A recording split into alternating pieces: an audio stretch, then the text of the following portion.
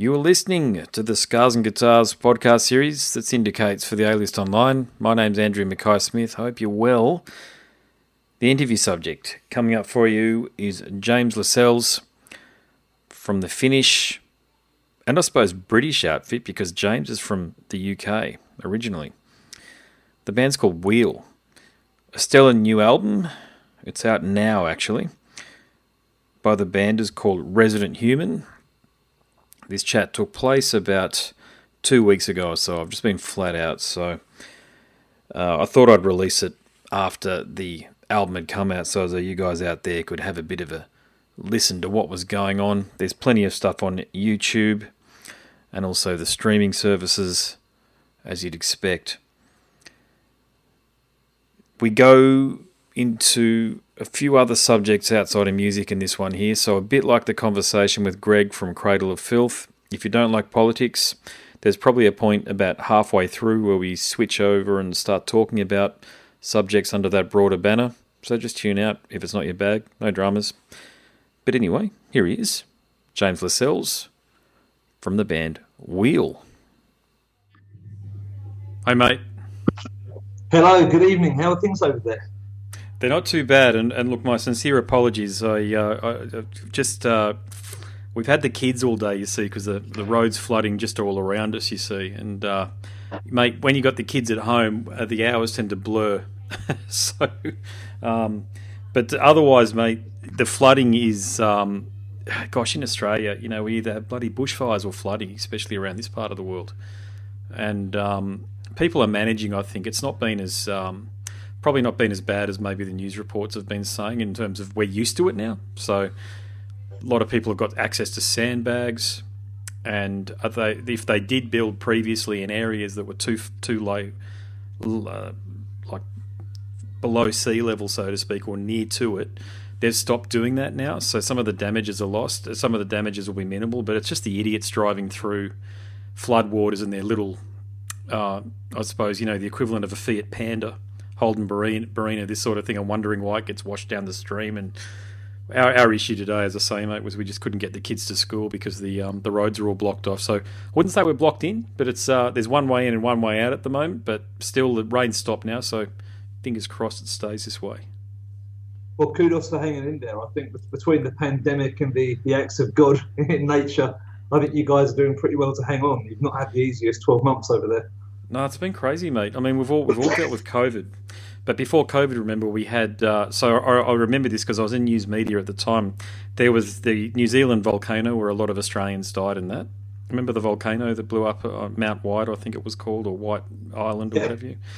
Then we had the severe bushfires, which a lot of people are still recovering from. Then it was COVID. Now it's this. So there's been maybe it's too broad a stretch to put the volcano in the mix there, but still it affects society. It affects your outlook, and this COVID thing, mate, has just been, I don't know how, I've been doing a podcast for a long time, and the last 12 months, mate, it's basically all we've been talking about. Yeah, I totally get it. Honestly, same over here in Europe. And the end, I mean, it's great that the vaccines are looking like this promising way forward, but I'm really done expecting any kind of guarantee that this is going to permanently change the situation, because we don't know. There's a lot of talk about what would happen if a strain arises which is not affected by the vaccine, and let's face it, that's a question of when, not if. And you know, that's kind of bleak, especially for my trade. But you know, it is what it is. I think you look healthy. I feel relatively healthy too, and I think maybe that's as good as it gets. We just hang on to the small wins we can take. At the moment, I absolutely agree with you, and there's not a night that I don't go to sleep where I don't say a prayer for my kids' health first and foremost, my two daughters, and then my health, because if you haven't got your health, you haven't got anything. And I just, mate, I've got to say this, I just hope that the powers that be, so the World Trade Organizations, their various forms, okay, they haven't tried to, the old saying about never let a good crisis go to waste. Because a lot of the data, I'm in news media, so I know where to go. I'm not saying it's not secret stash data, if you know what I'm saying. I just know where to go to find data. And the COVID deaths, as a singular, meaning without the comorbidity, they're nowhere near as bad as what people think. Yet whole economies have been locked down on the basis of them. And I'm not a conspiracy theorist. I'll tell you that now. I can't stand any of that QAnon bullshit or what have you. But I just like to look at the actual hard data, and I like to look at the way, and then say correlate the way governments have then what their actions are in relationship to it, because the cure can never be worse than the disease itself. And we've got suicide spiking. We know that. You've got manic depression kicking in with people calling whatever the English or the Finnish equivalent, British or the Finnish equivalent of Lifeline would be. Many people just reaching out to someone to talk to a psychiatrist, this sort of stuff. All this stuff has gone through the roof, and people are increasingly on government benefits, and I think none of that sort of augurs well for people's for their state of mind. And I just hope that the powers that be, if you like, have got that in mind, that we can do this for a period of time, but then this vaccine, if it does work, let us get back to doing what we do, which is a functioning, civilised society. Yeah, I mean, I mostly agree with you. I think the only point of difference worth bringing up to that point is some of the data released from the UK currently is saying that in the first month alone, where the COVID restrictions were enforced, so during the first spike over there, there's an estimated 12,000 additional deaths, which have not been reported as COVID related. They're just other illnesses where people haven't been able to receive hospital care. Yes. Yep. Or maybe they've received additional complications due to having COVID on top of their existing illnesses. And there's no certainty about how those deaths have been reported. But I think, years from now, the numbers of people who've died as a consequence of the pandemic indirectly is going to be utterly staggering. And it's all pretty bleak when you look at it through those lenses. And I'm really glad it's not my job to sort this out, because I don't know what else I'd do. For some people, COVID is extremely dangerous. And I think probably if this happened very quickly, like it did in most parts of the world, I'd probably go, okay, fuck, let's mitigate. What can we do to minimise the number of people who are going to die? But I think it's been nearly impossible to get right. I don't think there is a solution where nobody loses. And I think that's the really tough part to understand. I mean, it's a nearly impossible thing to fix. Yeah, you make a great point there that I didn't raise, and that is such a great, that people have died because they haven't been able to access regular services, and I know that has happened in Britain, and you've just got to think, man, look, these vaccines. At the moment, we're not getting them. I think the European Union has actually put a halt to Australia getting the AstraZeneca vaccine. I think it is. I could be wrong. I read what I read, and then you sort of move on to the next thing and read something else. You know what it's like with the internet these days and social media. But I understand where the rollout of vaccines into Australia has been stopped, but there's a compelling event now, which is that the pandemic is about to hit full stride in Papua New Guinea, which is only a couple of thousand kilometres north of me here, very close. In terms of the actual border, is only 5 kilometres away from us, something like that, in terms of the sea border. But it's very easy to sort of cross that. So it's not out of the question that, particularly with the amount of trade that goes on up north there, and people going between the far north of Queensland and Papua New Guinea, that it could make a jump into Australia that way. So we do need the vaccines, and there's a particular type of vaccine. Any other time, of course, I'd be able to recall. It's not a vaccine, sorry, but the checks that they do. I know Joe Rogan was talking about, he and Dave Chappelle, when they were putting on their shows, they had those spot checks, the spot tests, and I think that sort of stuff should be rolled out. And the reason I mention that, just to segue into the music side of things, is because it would allow you guys to get back to doing what you do best, which I do feel is extremely important to people's health and well-being, their emotional well-being. For you, the musicians, the creators. I'm a musician too, so I guess I'm a part of it, but you've got an in-market album here, Resident Human. It's a killer release, by the way. But thank you very much. The thing about music, mate, especially like this, it's got to be played live. That's the fire. That's our fire pit. That's where we all go to have a beer and shake hands and just feel normal again, man. So I just want us to get back to doing that. I feel completely the same way, and not even just as a performer. It would be wonderful to go to a concert and watch a band play. I think I'm not sure which one I miss more at the moment. I think that both are very, very high on my list. And of course, we're mortified at the prospect of doing so in a way that would make anybody unsafe. So we're very, very conscious that the best thing we can do is watch what the government guidelines are and try and follow them. I know the Netherlands, I think last weekend, had an experimental live festival where everyone was COVID tested who went there. They were supposed to wear masks, but of course people didn't. It'll be really interesting to see what the results are from that, because maybe that is kind of the direction in the short term, at least, this needs to be done. Yeah, yeah, and these bloody, I know for a fact these video concerts. I don't know what you'd call them, but to me they just look like you're watching a YouTube clip from 5 years ago, or what have you. But those live video events that bands are putting on, they're not profitable. I can tell you that, and they're not the same. And so we do need to get back to being able to do this. And is that something that you guys have thought about too? Because that's the key issue through this whole pandemic. When you've got an album like this, Resident Human, that does deserve to be listened to by a broad audience. Obviously, you're talking to people like myself, a podcaster, and there's all sorts of other indie media outlets out there and earned media outlets out there that you can chat to. But is that the strategy? You just got to talk to as many people as you possibly can and spread the word? Yeah, at least that's how we viewed it. Because we can't tour, of course, we've just been thinking, how else do we market this in a way where it feels sincere and not like we're really forcing it? I've got similar reservations to you about the YouTube feeling concert format. I've seen some of them done extremely well, where it's been almost like a show. It's been done at a venue with multiple cameras, yeah, and a light show. And if you've got the budget to do that, I think really interesting stuff can be done. I think the issue comes when you're a smaller band like us, where really you're counting the pennies, and the budgeting is very, very tight to be able to do stuff like that, because we're still quite new to the scene. And to make something like that, it's just not realistic for us to do that. We are exploring some options with something, maybe internet-related content of us playing the songs. Luckily, we're really well connected here in Finland, so we might have a way to do that to cut some of the costs.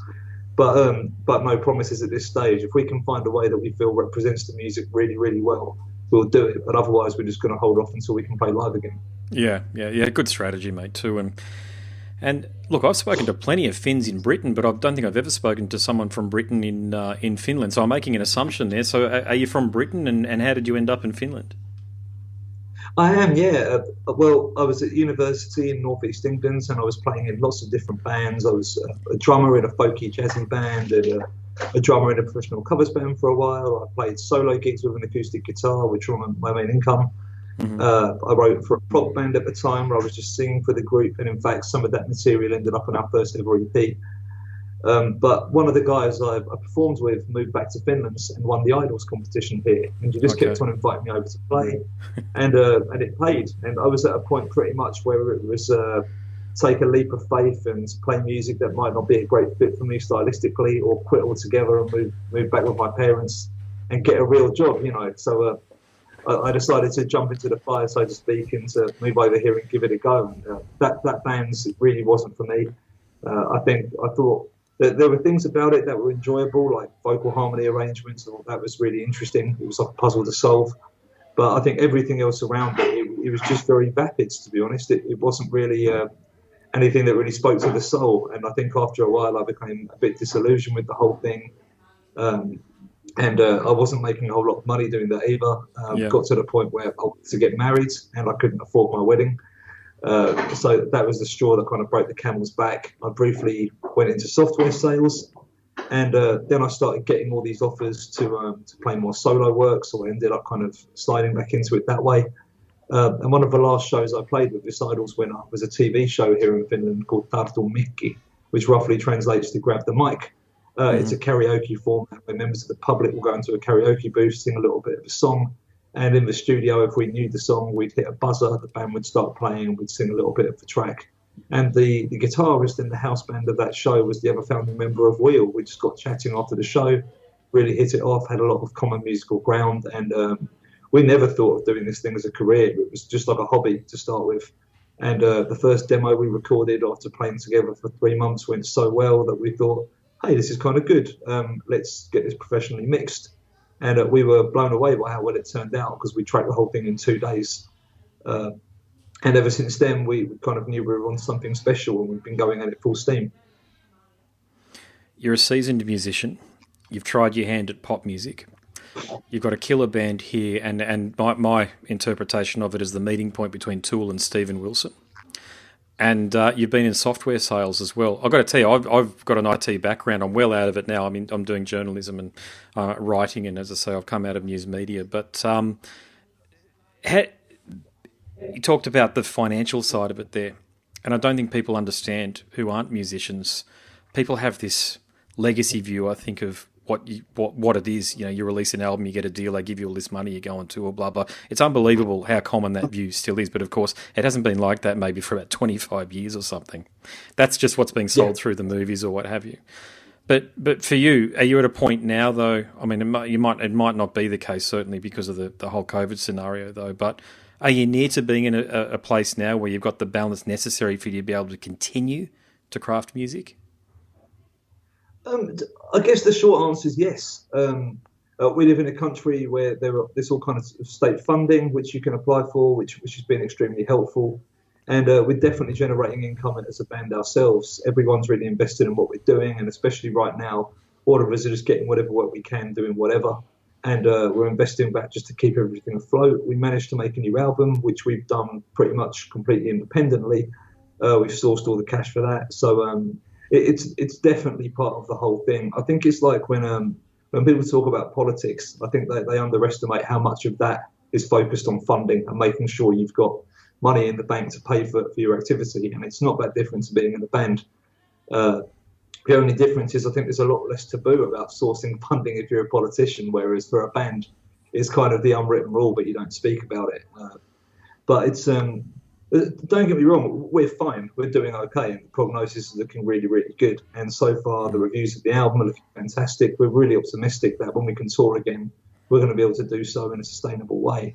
But we live in a country which really looks after bands, and I just keep thinking about the scene in general and how many countries don't do that. And I think that kind of makes me worry for the future of the scene. Like you alluded to, I think back in the 90s, there were, no matter how brutal the record company band relationships used to be, and they weren't good. I think that there were more income streams for bands than exist now, and especially making music. The old model used to be you tour to promote a record, and now it's you make a record to promote a tour. It's just completely flipped on its head, and touring is really the chunk. You can make some cash from it.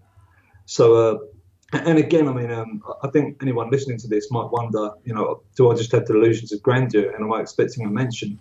And it's really not about that. I think most musicians I know, and even without naming anybody, some musicians who've been seemingly quite successful, I think most of them just want to pay their bills. And that's about as far as their ambitions go. And many, many of them who they don't expect have second jobs, even ones who you think might be prolific and very successful just by the legacy.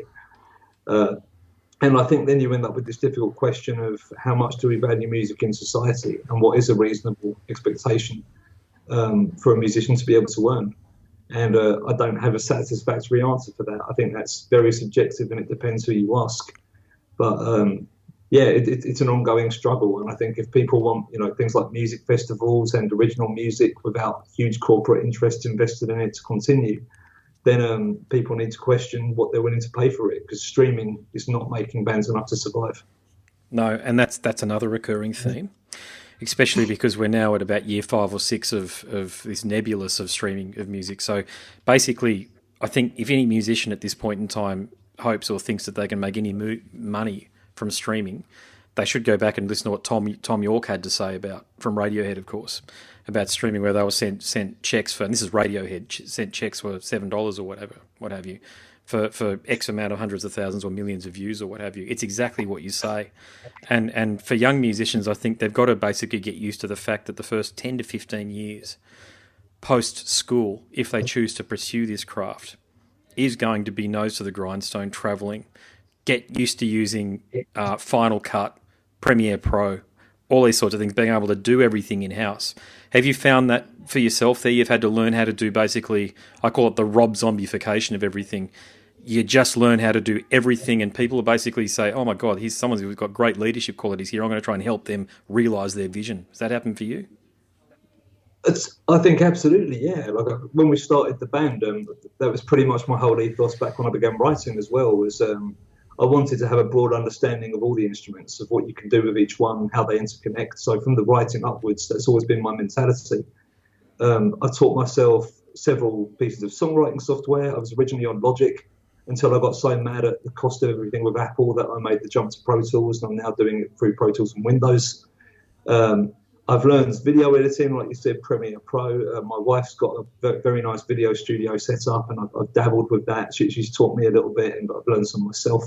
I've built websites, which I never thought I'd have to do. We've had to learn social media marketing, which back when the band began, we thought we don't want to touch that with a barge pole because we just weren't interested.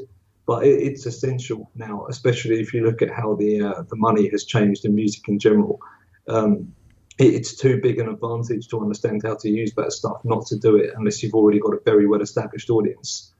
And, all of this sounds very bleak. It sounds like I'm just focusing on the negative. I think the upside is that we don't necessarily need a label in the way we might have done 20 years ago as a band. And I think that's true for most bands. I mean, in a way, it's convenient because if you get a good deal, it outsources a lot of the responsibility. But we've always wanted to keep our artistic control and a tight grip. I know bands who literally have nearly all of their music written for them and market it as something they've done themselves. And again, my goal isn't to name or shame anybody here because it's irrelevant. It's just how the industry works. We have complete control over what we make, and everything we've made has been made by us, and that's been the case from the start. And that's something we're really passionate about continuing doing. So there are lots of ways you can hit it, but I think that the more feathers in the hat we can produce ourselves, the more independent we can continue to be. And especially there are 4 of us within the group, and we all have various roles that we assume, and some are very boring back-end stuff, just the running of a business. We've got one guy who's entirely focused on marketing and social media, and that's our bassist, Aki, who's the same reason that our Instagram page has become this meme page with occasional band information. We're just trying to find a sincere way to do it, and something that feels like it's authentic and it's us. And I think especially because of the density of some of the lyrical topics we do, we've been quite passionate about lightening up the social media, because I mean at the core of it, we're an entertainment product. It's supposed to be fun, and if people aren't enjoying it, and if it's just this heavy continuation of the news, then why would people listen to us? At least that's how we've always viewed it. We need something in between. Yeah, great summary. And I think part of what you're saying there too is you recognise where the opportunities existed and you went for them and you were intelligent about it. But tell me about something else. You mentioned the lyrical themes. I haven't heard of, and I on purpose waited until we had a conversation. I didn't Google it. Hyperion Cantos. Tell me everything I should know about that, because I understand that's inspired a lot of the lyrical theme.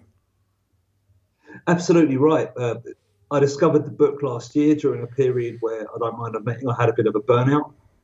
We'd had a very, very busy period, which had gone on for, I guess, close to 18 months at that point. And once all the instruments were recorded for the album, we had no vocals written whatsoever. I just kept on postponing it, thinking we'll have time to figure this out later.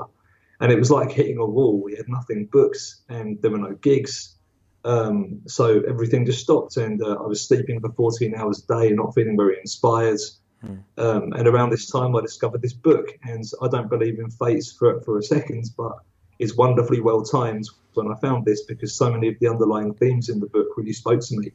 And I think they'd speak to a lot of people with how we all felt last year, particularly having to really face the choices we make in our reality, in a sense where we could actually take a step back from our norms and kind of readdress our relationship to this whole thing we're part of, this global system that we are all, to varying degrees of willingness, participating in.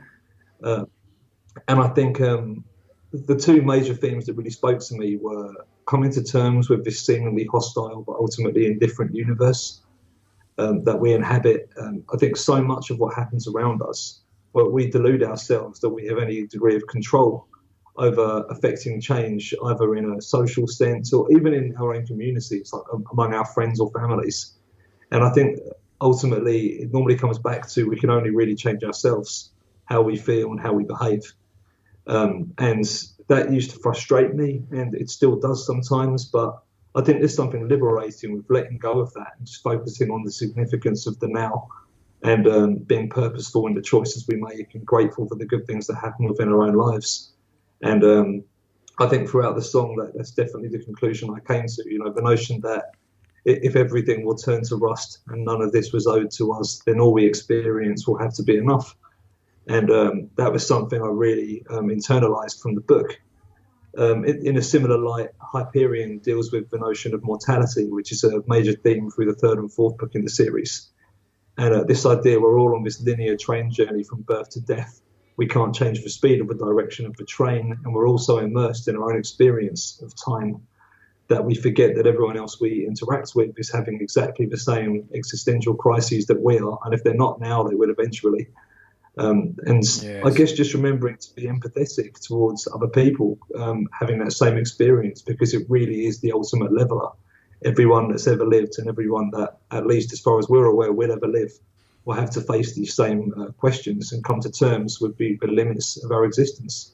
And last year, strangely enough, I really feel like I made some personal progress with this, and I made some peace with the finite nature of all of this. And I think the result, just like the previous song I mentioned, is to just feel a greater sense of gratitude and purpose in the decisions we make and the significance of the now. And I think a lot of us live in the future. You know, we're always thinking about the next thing we should anticipate or our next goal. Or we might in the past, maybe the wrong thing we said at a meeting a year ago, or maybe some baggage from our childhoods. And all of this just distracts from the only truth there is, which is the present. Present is everything. And I'm trying to be more mindful of that. I don't always get it right, but every time I feel myself drifting away from it, I try and pull myself back to anchor in the today.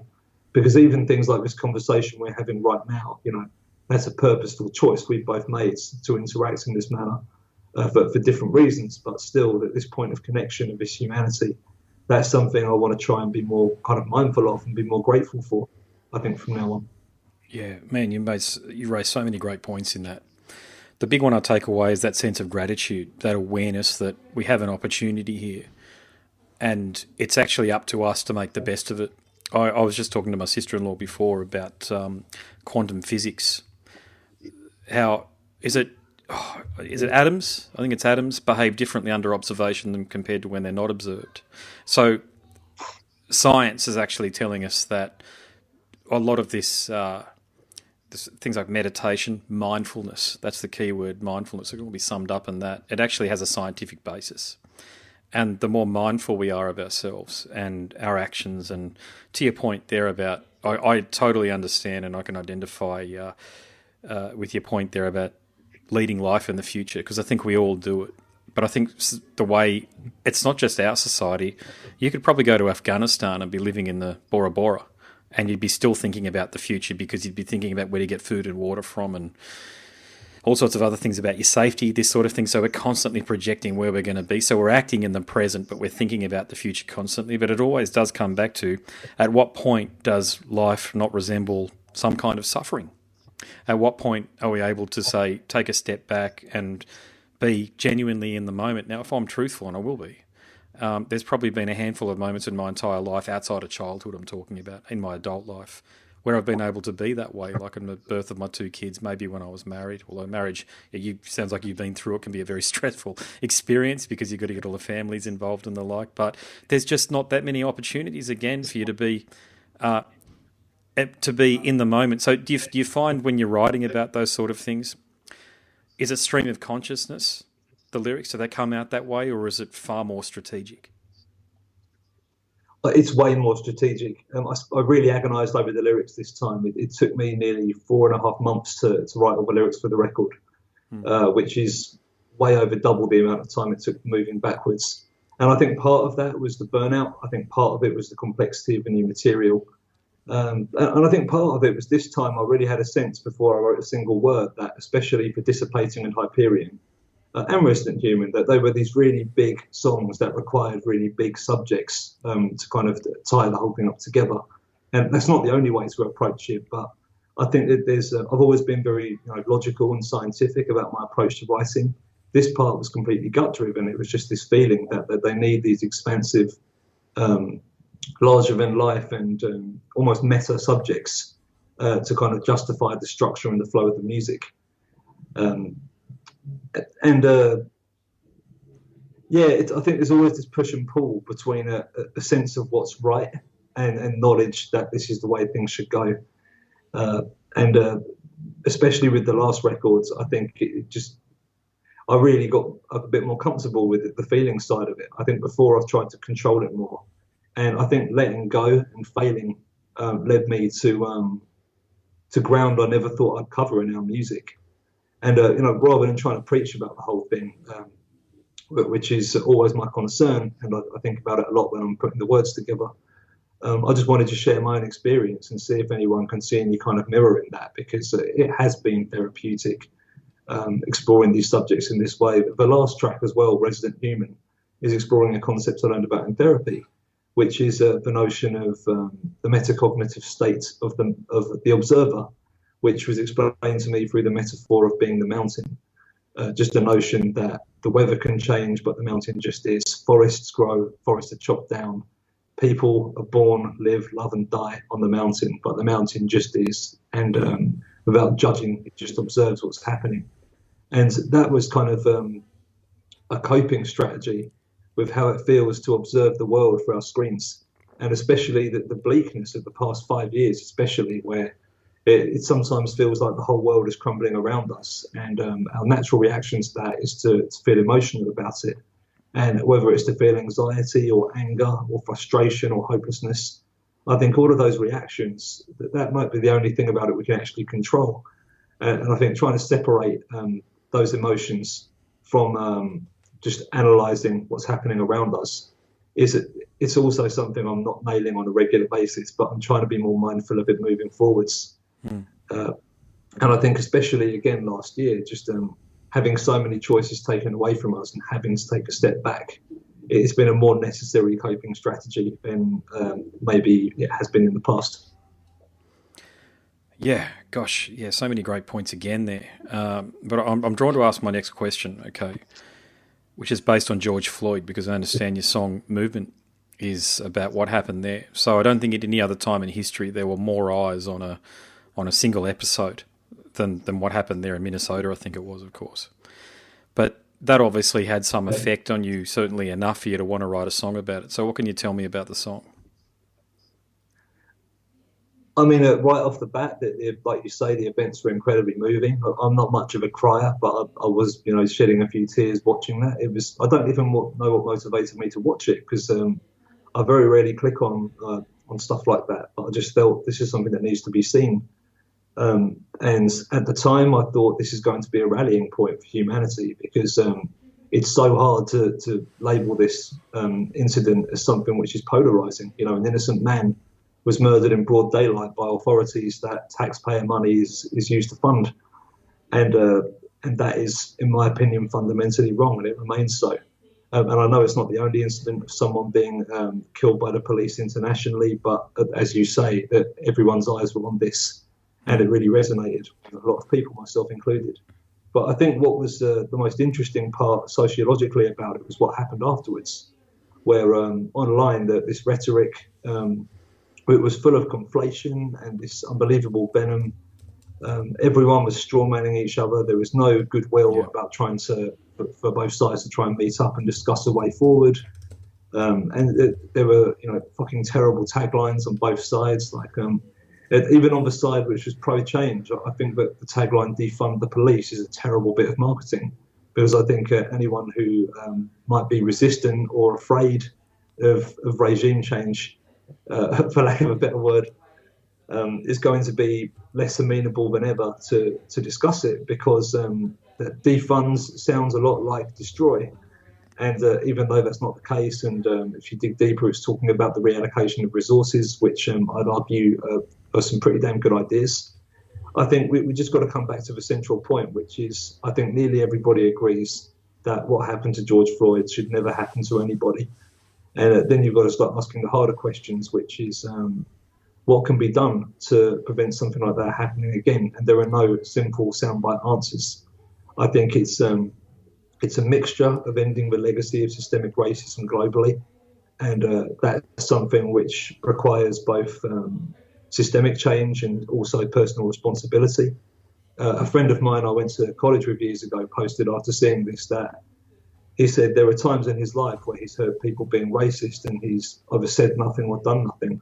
And with the exception of times where his personal safety would have been at risk, in which case I think it's completely understandable he would have been silent. Uh, I think there are times when you hear people saying stuff we don't like, where for the sake of social cohesion, we might let them go. And I think challenging that, or challenging any situation where we hear that being done, which undermines a political, sexual, religious, or ethnic minority, I think that's the personal responsibility bit, and that's the part where we can make a personal difference to this moving forwards. And that really resonated with me. I thought that's completely true. And I bet if I was super honest and look back, there are times I've done the same thing. But the systemic solutions are more difficult. This is not, unfortunately, as I thought it was when I wrote the song, a situation which is only American. There are cases in most countries globally where the police have been brutal against the public and often against some of the minorities mentioned before. I don't have any good answers, but I was just venting my frustration, trying to exercise my own demons about just how terrible it is that we live in a world where that kind of thing happens. We think we're so woke and progressive online, and we think we've solved so many of the issues and errors of the past, but we have really short memories, and we keep repeating the same mistakes. And we know where the end goal is. We know the price of silence if we don't challenge this kind of abuse of authority, and it continues to its natural ending point. And I think we need to remember where that ending point is, and hopefully be more mindfully aware that we can be part of a solution that prevents it from going that far again. Yeah, we always live in interesting times, but right now it's particularly interesting. Andy Ngo, who is gay, Vietnamese, was beaten up in an Antifa rally. I screenshotted a tweet from a so-called white liberal calling Candace Owens, who was a black conservative, the N-word. And I've seen the videos of white liberals calling black police officers the N-word. And you think, if that's the reaction from this, I'm sure George Floyd, in whatever dimension he is now observing all of this stuff going on, pretty bloody confident that is not an outcome. They know the men know nothing about the guy outside of what has been reported about his incident and a little bit of insight, courtesy of Wikipedia or what have you. But I can't imagine that he would advocate for any of these things. I mean, of course he wouldn't. But my question after making those statements is, and I've made this point only with few people because I think you'll have a good answer to this. Do you think we're doomed and destined to be tribal? I'm on this side and you're on that side, and I'm just going to use whatever words that I've got or even actions to silence you? That's a great question. Honestly, I don't know. I hope not. I think even if it's an evolutionary tendency to be tribal and the safety and numbers thing and to pick our team, there's another song on the record, Ascend, which was written about the notion of copy pasting our views rather than trying to articulate complexity in our own words. And I think this directly ties in because I think we lose something by doing that. I think being forced to construct our own arguments allows us to shore up our own views and figure out really what we mean. And I think also it means that what we say will eventually fit us very, very well, whereas when we're just taking a broad ideology and claiming it as our own. I don't think that's actually really true because some of these points and the way they tie together globally, it's very convenient for a binary political system, which many countries have. Agreed, that some issues have been conflated. For example, how conservatism is anti-abortion. Why do those two things match when we're talking about economic policy and something about the freedom of women to choose how they use their own bodies? It's a clumsy example, but I think there is a sense where through conflation and tribalism, nuance is lost. And I think it really gets in the way of any kind of meaningful change in society. And my views definitely lean left in the classical sense, but this whole notion of the more extreme versions of left and right that we see today in the news so often, I don't think they're a good fit for most people in society. I just don't buy it. One of the luxuries we've had in Wheel is we've been able to travel to many, many countries and meet people from different religions, different ages, different cultures. And I think most people want the same stuff. I don't think that's changed ever. I just think it's portrayed in a very negative light through the media we consume. And I think we exoticize and demonize that which we don't understand. And that is also a consequence of tribalism. But I think most people just want the Maslow's hierarchy of needs stuff, that they want a way to support themselves, food, shelter, maybe some economic mobility, safety. Um, and I think most of that has to come back around to empathy, which really is the linchpin of the whole thing. And I wrote a song on our second ever EP called Please about the British media coverage of the Syrian refugee crisis, when refugees were referred to as a swarm, which is a very deliberate use of language to kind of dehumanize this group of people. And it's really no different to how you see media outlets covering the aftermath of what happened to George Floyd. I think so frequently arguments are strawmans, or because looting happens, somehow that takes away the logical conclusion that police brutality should fucking end, and there should be some accountability for people who behave in that manner. I don't have any good answers for how we solve this. I think tribalism might be a natural thing for humans to do, but I think through education and through some self-awareness, I think we can offset a lot of the worst of it. What's your position on censorship?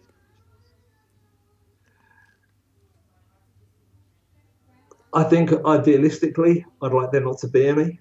I think you end up in very difficult waters when you look at what happened, for example, with Donald Trump, who's a great example because he's somebody I disagree with, but he was heavily censored through online media, especially leading up to an insurrection. And honestly, I kind of get it. These are privately owned companies who should have a right to decide who's using their platform, because they're not the government. They're not supposed to represent everybody. But I think there's a real danger that the consequence is going to be we will end up with right and left-wing social media, and that will provide even greater hurdles to overcome socially, to get any kind of natural meeting point where people will discuss what's happening in the world around us with each other. I don't really like where it's going, but I feel pretty much powerless to stop it. I think at this point it's a really good time to say that I believe art and music in general needs to step up and be the medium between these two factions. And to be fair, I don't think most people I've met strongly identify with either one of these factions, but I think the influence is very, very subtle. All of us exist within echo chambers, and everything we see of the world around us has been to some degree curated for us specifically, or for people like us at the very least. And I think that means that over the past 10 years, the worldview I have and the things I've seen that have influenced me in my behaviour are different to what's influenced yours. And that's actually true for everybody we interact with. And that's kind of frightening, because it's been designed by people, but algorithms are not people.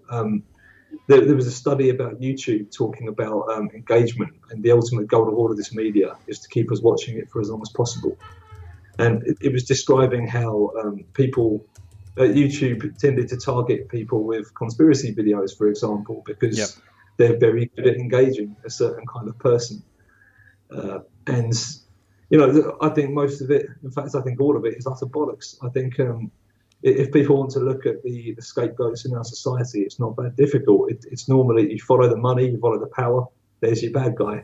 I think when we're talking about things like the moon landing being faked, flat Earth, or QAnon, it's farcical. Unfortunately, it has real world consequences, and people die when people who believe this stuff act upon these views. So censorship, I'd like to think we don't need it, and I'm against it idealistically.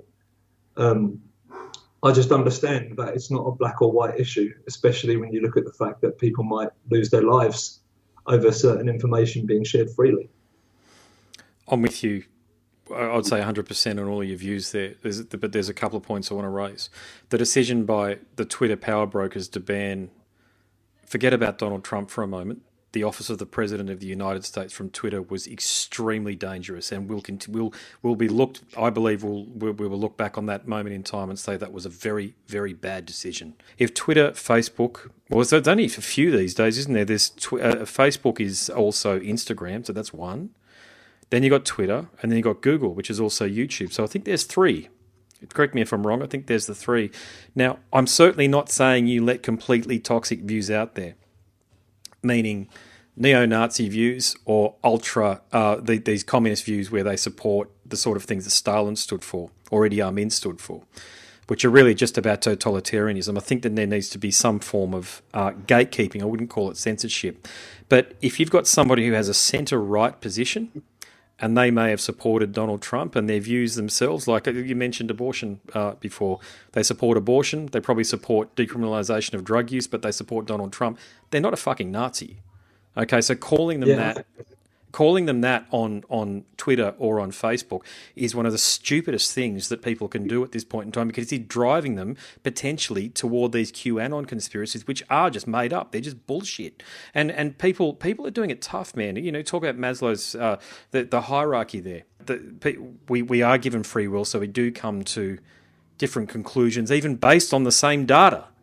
So there's the same data set there, and people come to different conclusions. It happens all of the time. It doesn't mean we're bad people for doing that. And just wrapping my whole point up there, that's why I think censorship is so malevolent, because it does lead to a fracturing and a splintering of society. And the big one, it leads to echo chambers, which I think, like this asshole in the US was it Colorado, or is that another one? Have we had recently where he killed sex workers? He targeted sex workers. You get these people who enter into these echo chambers and they go, right, everybody else is good, but sex workers are bad, so I'm going to kill a bunch of sex workers. Did you see that report recently that came out of the US? It was yesterday or the day before. I've actually been taking a bit of a break from the news. So sorry to cut across you there. I thought you'd finished. There was a bit of lag. My bad. I was just going to say, I mean, firstly, banning Trump from social media being a bad thing, I agree. I think that's going to bite people square in the butt, because, like you say, he was the president, regardless of people's position on his views. With the rest of it, I'm not trying to say who people should vote for. I'm completely on your side of the fence where it comes down to. I think if you remove the most extreme perpetrators of left and right politics, which I think represent probably less than 3% of society, I think most people you can have a very reasonable conversation with. And I think it's just got to be done in good faith. I think we are so abraded by the people whose views disagree with our own behaving badly publicly, that I think it erodes all of our patience to engage. And I think that's when the danger really sets in, because it's not a fair reflection on most people's viewpoints. And again, like I said, this is not me trying to smuggle in my own politics. I mean, I'm passionately about equality for all. I think we should make society as equal as it's reasonable to do so, at least in terms of opportunity and safety.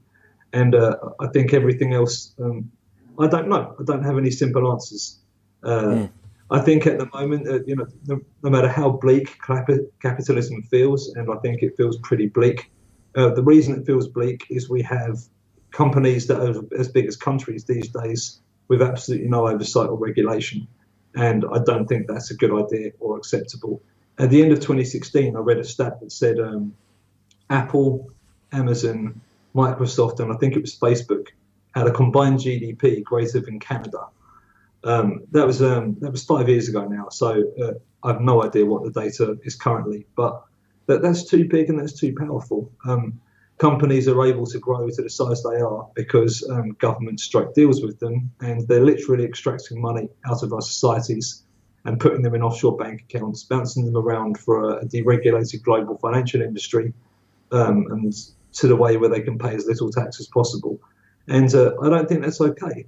I don't really have a good solution for that, because without some kind of global agreement on how companies should be regulated, there isn't a good way to counteract against this. But when we're quibbling over things like handouts for people during a pandemic, or disability benefits in the UK, and in the same breath, that kind of behaviour is allowed to continue, I just think it seems a bit insincere.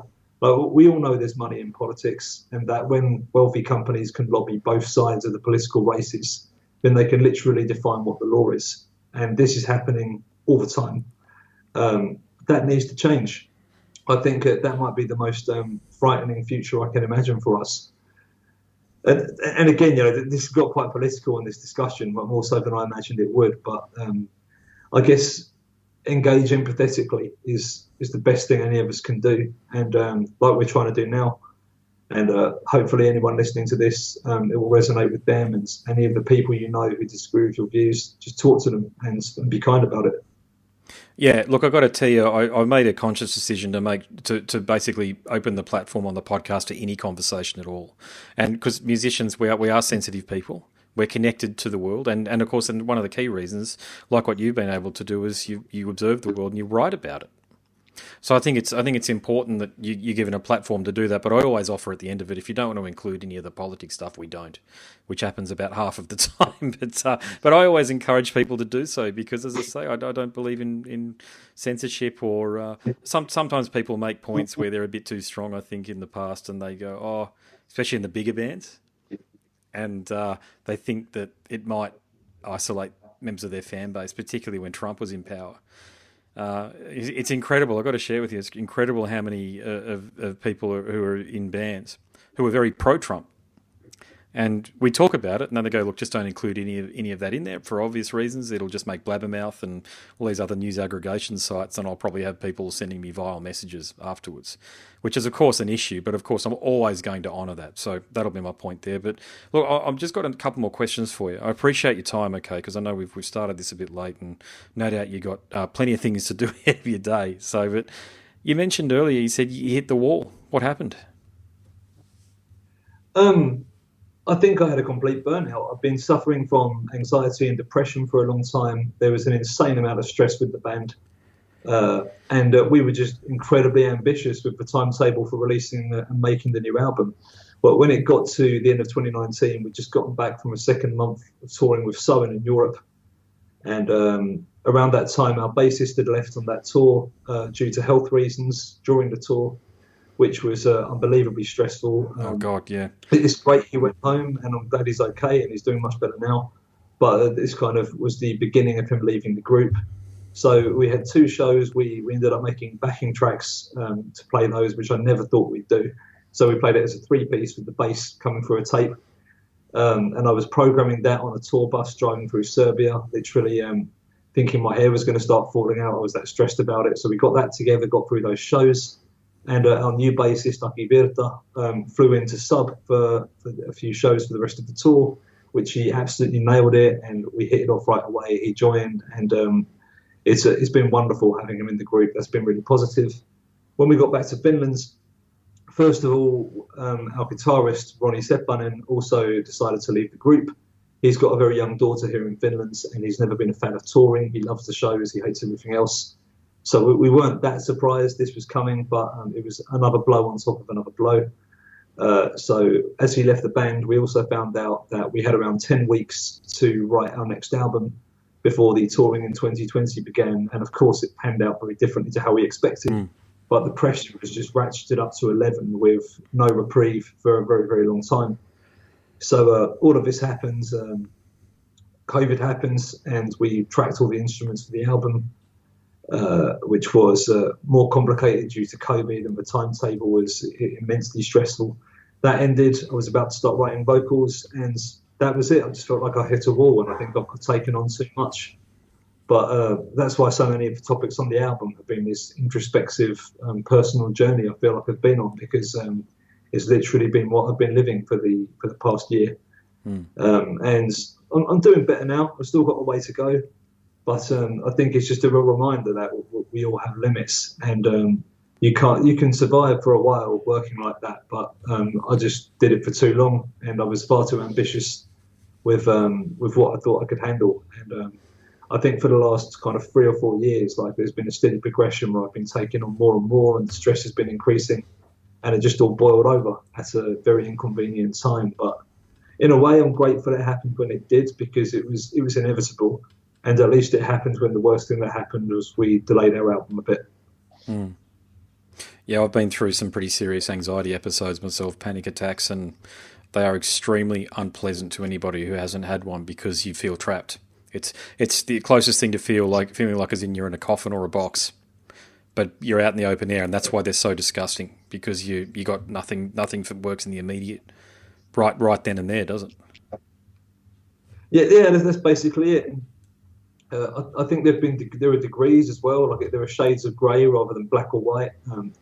I think for a while it was sometimes I would feel anxiety, and it would be triggered by something happening, like maybe a curveball being thrown at us in the production process, or maybe whatever, something actually literal happening that would cause it. And after a certain point, it didn't require a cause; it was just anxiety all the time. Yeah.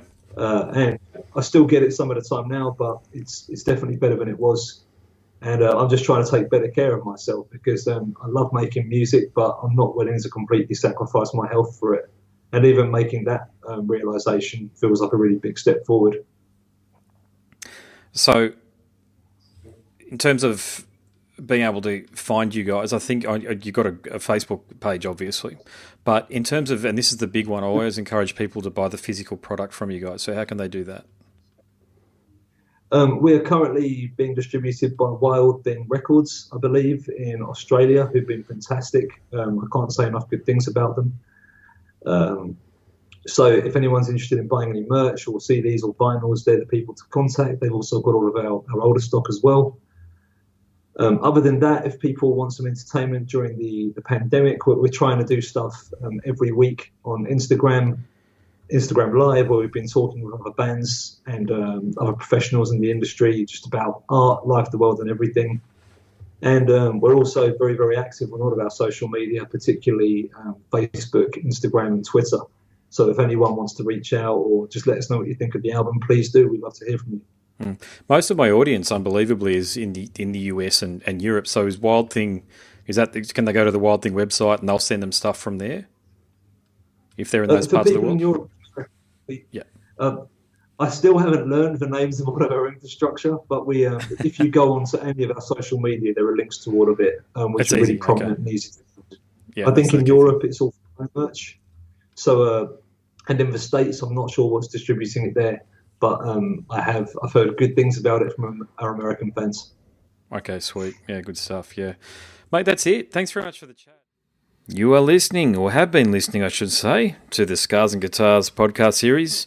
My name is Andrew Mackay-Smith, and that interview subject, well, he's British, but he lives in Finland, and he's from a Finnish band called Wheel. It was James Lascelles. Thanks so much for tuning in.